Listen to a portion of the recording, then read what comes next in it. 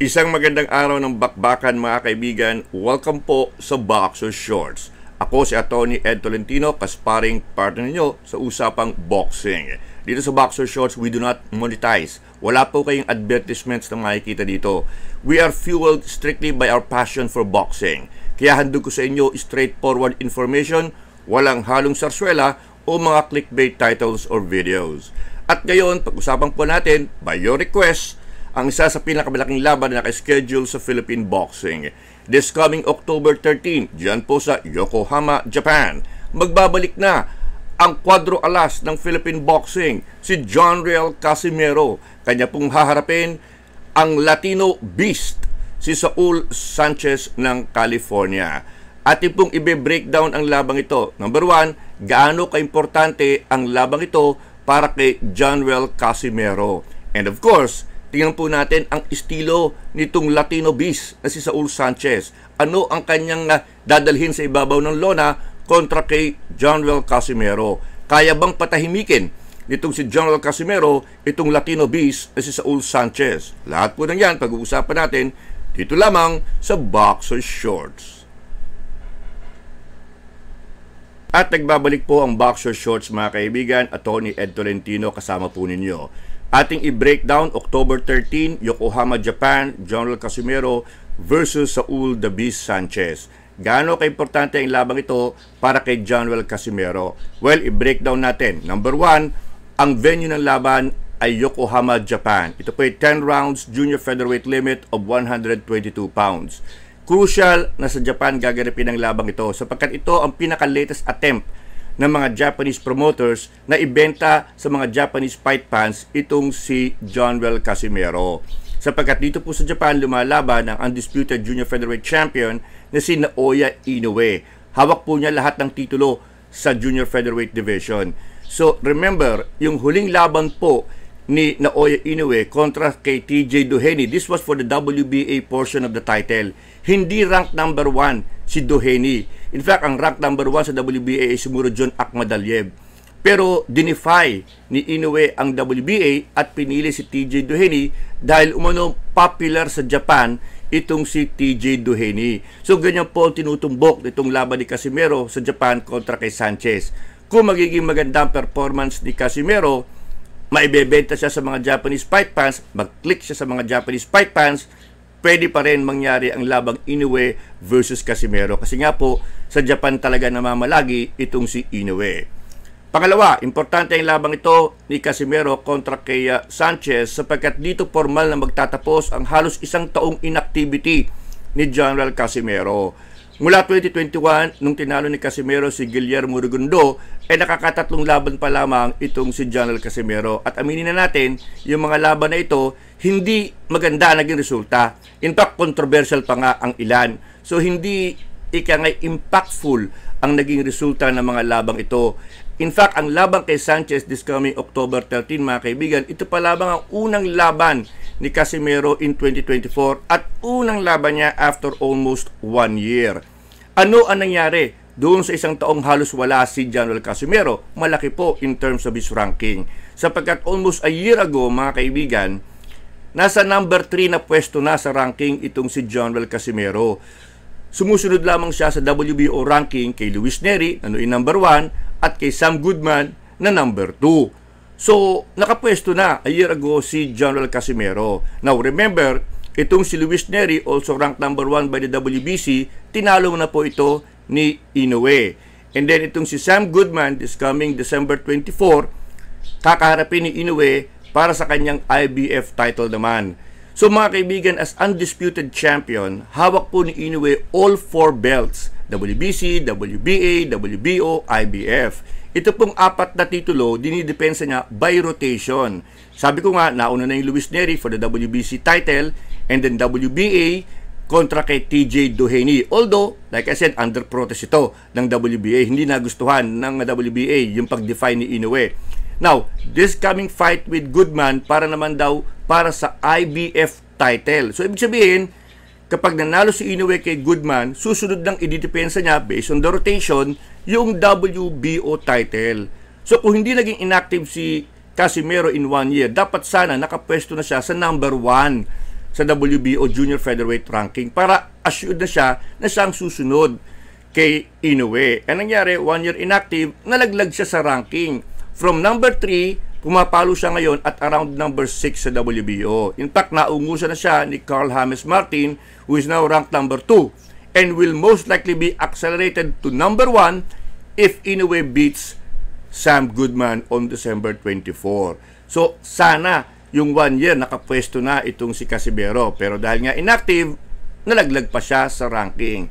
Pero huwag na tayong cry over spilled milk. Huwag na. Ang importante, babalik si General Casimero this October 13 at kailangan niyang talunin itong si Saul the Beast Sanchez. Napaka-critical ng labang ito. Kung baga, hindi pwedeng matalo at kung mananalo, kailangan impressive ang showing ni Casimero sa mga Japanese fight fans. Kaya naman sa ating susunod na portion, mga kaibigan, tingnan naman natin ang estilo na daladala sa boxing ring ni Saul Sanchez. Kaya bang patahimikin ni Cuadro Alas itong The Beast ng California na si Saul Sanchez? At nagbabalik po ang Boxer Shorts, mga kaibigan. Pumunta naman tayo sa kabilang bakuran. Tingnan naman natin ang estilo at kakayahan ni Saul the Beast Sanchez. Ang mga kalaban na boksingero ni General Casimero, October 13, dyan po sa Yokohama, Japan. Now, itong si Saul Sanchez, mga kaibigan, may world title experience. Lumaban siya for the Bantamweight Championship kontra sa WBO champion si Jason Maloney early this year. But take note of the following factors in the Casimero fight. Una, 10 rounds ito. Pangalawa, junior featherweight limit, 122 pounds. Yung title shot ni Sanchez nangyari at 118 pounds bantamweight. 2 of the last 3 fights of Sanchez, mga kaibigan, puro mga 8-rounders lamang. Imagine niyo naman, since 2016, pro boxer na si Sanchez and yet he is still fighting 8-rounders. So medyo may konting issue either in conditioning o sa kanyang kumpiyansa itong si Sanchez. And then also, against Casimero, junior featherweight limit, 122 pounds, aakyat ng timbang itong si Sanchez. Although he had previously fought at 122 pounds. Pero dito, muli siyang aakyat after spending some time at 118 pounds. So, crucial po yung 10 rounds at yung 122 pounds para kay Sanchez. Now, let's go to the style of Saul Sanchez. Alam ko, yung request ninyo, lagyan ko ng mga video clips ni Sanchez itong ating channel. Pero yan po yung nakaka-copyright, mga kaibigan. So you will just have to rely on my words and some press release photos o screenshot photos. We have to respect the owner of those videos.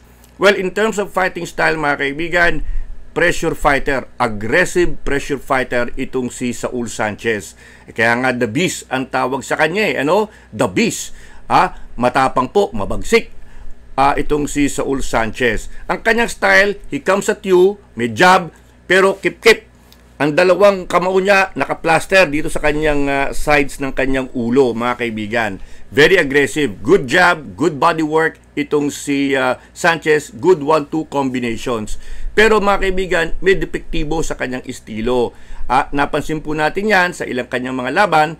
He comes at you like this, okay? Pero yung left hook niya, ito ang isa sa kanyang pet weapon, mga kaibigan. The left hook, malakas po yung left hook nitong si Sanchez. But that left hook is delivered in a very wide o maluwag na manner. Like this, sabi ng trainer na kaibigan ko, ginagano niya.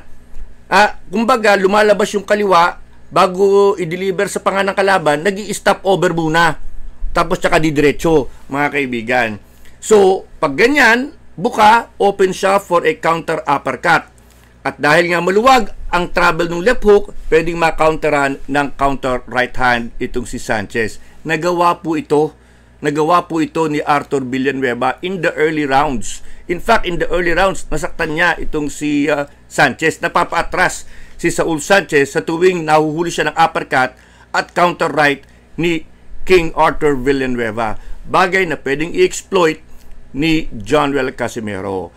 But like I said, mga kaibigan, importante ang conditioning ni Casimero. Kasi nga aggressive pasok ng pasok itong si Sanchez at makamay. Although yung kanyang kombinasyon basic, 1-2, 1-2, and then left hook, pwede mong bilangan at pwede mong counteran ng maayos. But he is right before you. Although yun ang gusto ni Casimero, hindi runner. but he's right before you, he's very aggressive, he's gonna bring the fight to you. Ano?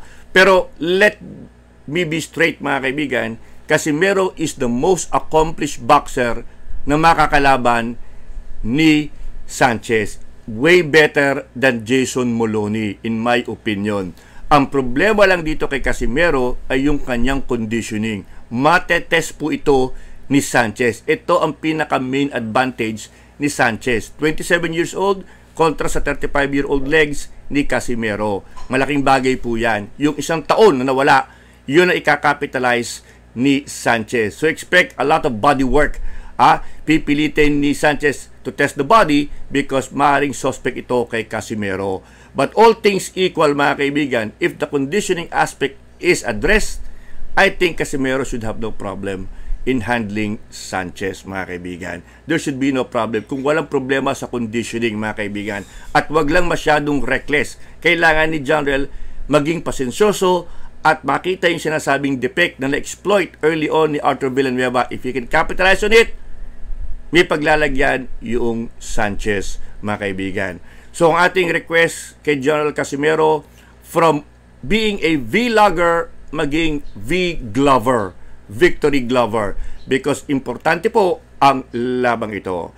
At yan mga kaibigan ang ating overview, paspasang pasada sa labang Casimero versus Saul the Beast Sanchez. October 13, Yokohama, Japan. At yan po nagtatapos ang ating programa mga kaibigan. Muli maraming salamat po sa inyong pagtangkilik dito sa ating munting YouTube channel. Hindi po tayo nagpapamonetize, so hindi kayo mandated na mag-like, mag-subscribe, mag-komento.